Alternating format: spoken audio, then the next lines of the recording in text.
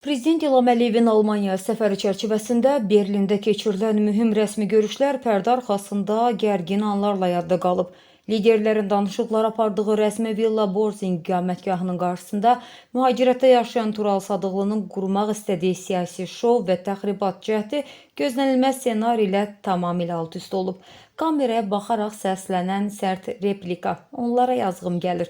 Yayılan özəl video görüntülərdən də aydın olur ki, Tural Sadıqlı əlindəki mobil telefonla binanı tərk edən Azərbaycanın nümayəndə heyətinə yaxınlaşaraq qışqırmağa, daxili sabitliyi hədəf alan ittihamlarla diqqəti çəkməyə çalışıb.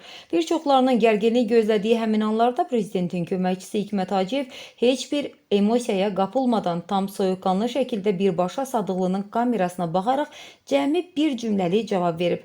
Vətənə xəyanət edən insanlara yazığım gəlir. Şou yaradacaqlarını sayanlar cavabsız qaldı. Bu qısa, lakonik və kəskin cavab iqamətgah önündə hayküy salmaqla rəsmi nümayəndələri küncə sıxışdıracağını zənn edən mühacir dairələrin bütün planlarını alt-üst edib. Hikmət Hacıyevin heç bir polemikaya girmədən verdiyi bu diplomatik və sərt reaksiya qarşısında Sadıqlı tamamilə cavabsız qalıb. Təxribat ssenarisinin iflasa uğradığı həmin anlar qısa müddətdə sosial şəbəkələrin ən çox müzakirə edilən və paylaşılan vizual materialına çevrilib. Sizin verişlərdə çox vaxt ayırmıram, səmimi deyil. Sizə elə gəlir ki, Azərbaycanda hamılıqda sizin verişlərə baxır, amma səmimi deyim elə deyil. Yox, mən Azərbaycan mediasına baxıram, Azərbaycanda profesional media da var. Ancaq mən sizə bir şey deyim də, həyatda ən çətin şey vətənə xəyanət etməkdir.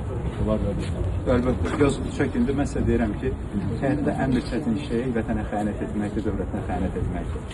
Mən o statusda yaşayan insanlara səmimi deyirəm, ən yazığı gəlir. Düzdür, Allahın yazığı gəlsin.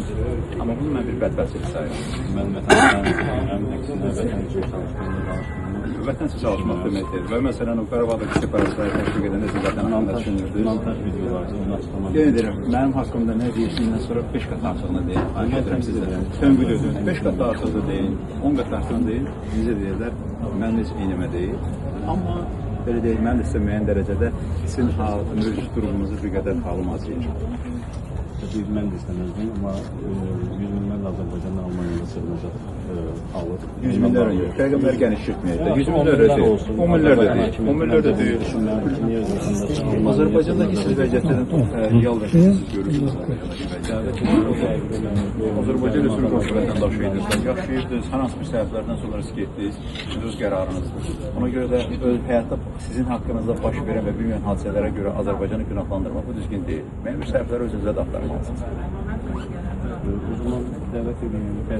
Azərbaycan Respublikası vətəndaşısınızsa, biz hər bir Azərbaycan vətəndaşını dəvət etmək, mənim sizin öz qərarınızdır. Cinayət işi var, istintaqla əməkdaşlıq edin, cinayət işinə cavablarınızı verin. İştirak edilməmişim, bu necə məhkəmə olmuş? Niyə ki, mən hüquqşünas deyirəm, hüquqşünas olmağı iddia etmirəm, amma sizin barənizdə istintaqlar olub, istintaqla əməkdaşlıq edib mövqeyinizi bildirər. Amma siz bunun müqabilində siz nə edirsiniz? Misal üçün, Azərbaycanda kimi gördünüz, təhqir etmək, şantaj etmək və s. Bilirik ki, səmimi deyək də, yəni ki, sizdə göstərim mən jurnalist olan üçün gedərəm. Yəni siz özünüzə jurnalist olduğunuza iddia edirsiniz, bu peşəkar jurnalistika deyil. Səmimi deyim, bu peşəkar jurnalistika deyil, sizin elədiyiniz. Müəyyən bir blog esfera ola bilər, blog çərçivəsində fəaliyyət göstərsin, yəni sizin şəxsi qərardır. Təşəkkür ederim. Teşekkür ederim. Uğurlar arzu edirəm sizə. Sağ olun.